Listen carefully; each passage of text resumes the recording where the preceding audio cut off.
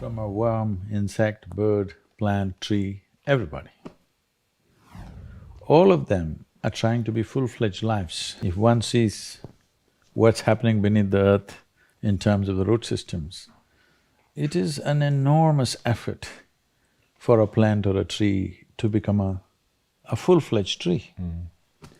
Well, an apple tree is not trying to be an oak tree, but an apple tree wants to be a full-fledged apple tree. That effort is on in every life. So is it in human beings. But the problem with humanity is just this: for every other creature, nature has drawn two lines. Within these two lines, they live and die.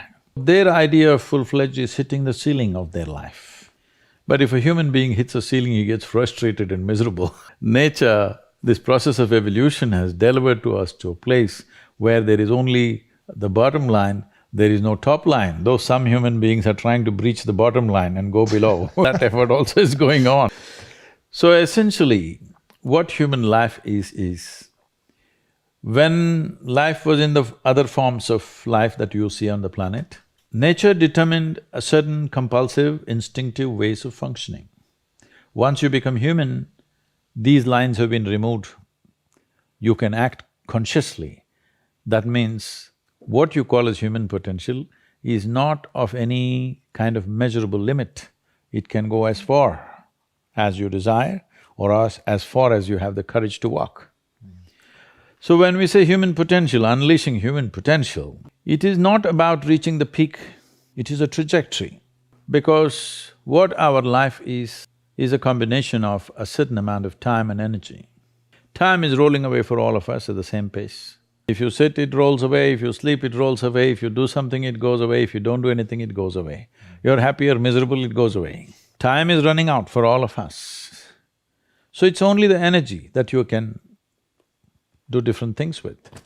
If you bring your energies to a certain level of intensity and possibility, what somebody does in 10 years, you may do it in 1 year. This means if you live here for 100 years, it feels like in people's impact that you've created, it feels like you lived here for 1,000 years, simply because you have managed your life energies in a certain way. So for me, a human being impactful means, how conscious have you become? This is very important.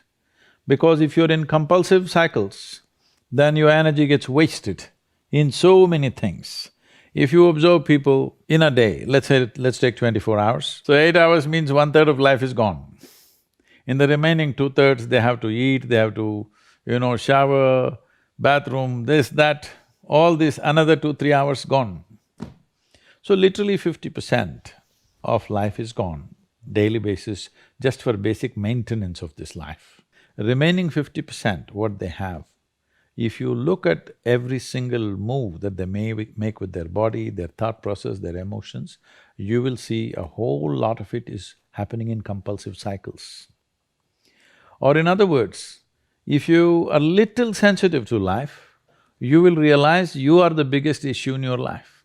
So this is one thing that I'm trying to do with people, that you are never the issue in your life.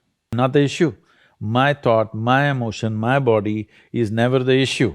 My thought, my emotion, my energy and my body are my instruments of function.